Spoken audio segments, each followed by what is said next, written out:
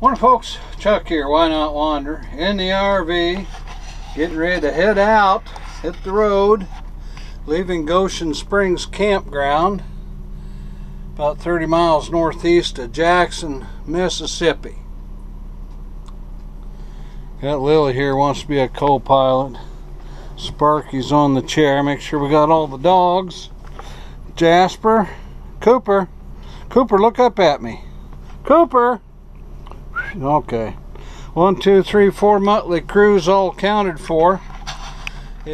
Anyway, we got to be in Conway, Arkansas. If we move not Bob's head here, he does Bob, but we didn't want to call him Bob, so it's not Bob. Anyway, our windshield's cracked here. Conway, Arkansas, Custom Glass is going to replace that for us in the morning. Linda went into the office in Jackson this morning to do a couple hours work. She was going to try and get off about 11:30. I haven't heard from her yet, but we're going to meet over at Walmart right off the interstate north of Jackson. I'd hoped to be out here a little bit sooner, but my rear slide wasn't going in quite all the way.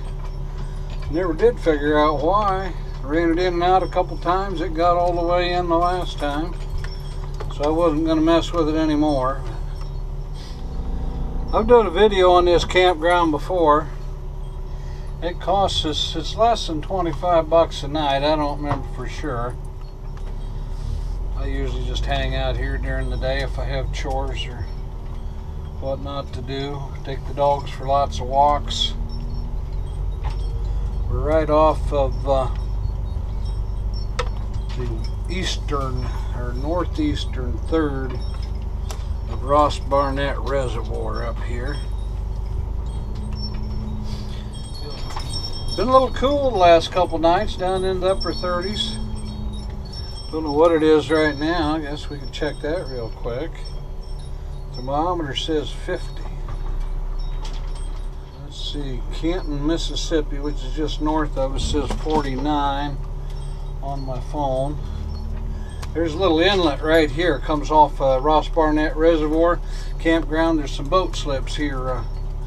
Campers on the right side of us there. Sometimes during the summer they just leave their boats in the water, tie them up by their camper. Campground use only. This roadway right here goes straight out to Highway 43 coming up Brandon, Mississippi to Canton, Mississippi. I'm going to go out the other way here. This straight ahead would take me to the highway. We take a right turn here, go around the office building. Right over here is a big boat ramp, boat parking lot, open to the public. Real busy on summer weekends. Winter weekends sometimes, depends what's going on, what the weather is. These are longer term RVs right here. These people live here year round. They're dug in, got roots down. This is a home for one of the guards that lives here. They've got full-time security, reservoir police they call them. That's a pretty stiff bump. Anyway, right here is a public boat ramp. Boat trailer parking. Little bait and tackle shop, cafe, gas, not a cafe, convenience store, gasoline here on my left. Across the street is a marina and boat dealer in another campground. Minnows, crickets, tackle, worms, and ice, the sign says. Highway 43 right here. Linda goes to work. It's about 3 miles up here to the Natchez Trace. Goes along the north side of the lake. You see the lake out here ahead of us, got a causeway and a bridge. Going across marina over here with a lot of houseboats, pontoon boats. I think the pontoon boats go out on the lake once in a while. I've never seen one of those houseboats leave yet. I think there's people live in them full time. More of them, I think, just summer cabins for people. They've added on to their campground over there. It's a pretty good sized little campground now. If this were a sunny day, there would be some pretty fall colors down the north side of this lake. Reds, oranges, browns. Of course, quite a few evergreens, huge pine trees as well. You know, there's some people here on the left. Pickup here. Somebody's out fishing. Somebody on the right as well with a white trout. Pretty popular bank fishing along here. A lot of fishing of all kinds around the lake. Here it is, December the 7th. We came from Wyoming. I'm not used to going fishing on open water in the winter.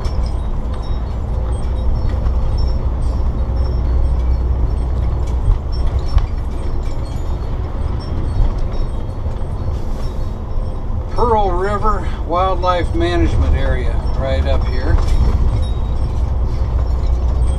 See, the lily pads are kind of fading here on my left now. Sun's trying to peek through a little bit up there.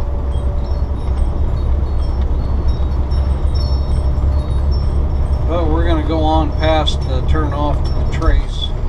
Natchez Trace from Tupelo, Mississippi, or Tupelo. It is Tupelo, Mississippi, isn't it? Down to Natchez, Mississippi, I believe.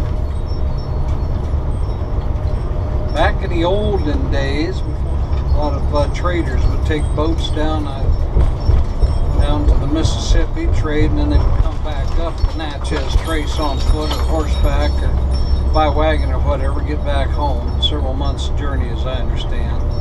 There's all kinds of little historical monuments, turnouts with historical signs. Tells about stuff like that along the trace. Couple ducks over here on the left. Looks like boat markers out here. Green signs and looks like slow moving red signs. There's a boat fisherman right there next to the ridge. Now we have seen alligators. We understand there's quite an alligator population in this lake. Also, we've been told there's flesh-eating bacteria in that lake. Linda's hesitant to bring our kayaks down. There's somebody in a kayak right over there in the marsh. I don't know if you saw that as we went by. Yellow kayak wearing a bright green life vest, it looked like. Anyway, that's all we're going to see of the lake for this trip.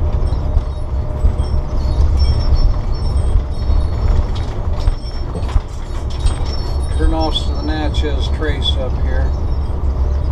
This is actually an exit from no left turn, but there's another turn off right up here. Turn right on, you make a loop around, get up to a stop sign, kind of eases traffic congestion coming and going. Gateway to History Scenic Byway on the Natchez Trace. No commercial vehicles allowed.